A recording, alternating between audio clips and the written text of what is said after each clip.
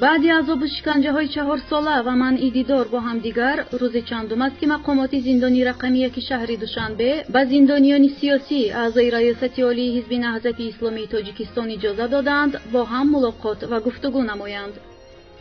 گذشته از این خود مقامات زندان آنها را به این واخوری‌ها ترغیب می‌کنند و زندانیان را یک جا جمع می‌آورند.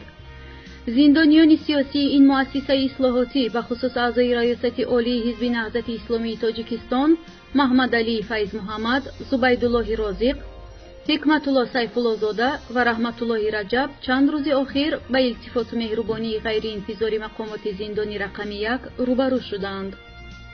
با آنها اجازه ملاقات با نزدیکانشان و با یکدیگر داده می شود.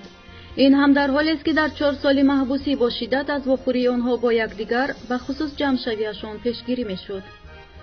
همچنین شرایط بود و باشی آنها بهتر گردانیده شده، مناسبت زندان با آنها نیز کاملا تغییر کرده است. یک منبع از این زندان به پیام گفت که تمام این تغییرات به نشست سازمان امنیت و همکاری در اروپا که روز دوشنبه 16 سپتامبر شروع می شود بستگی دارد.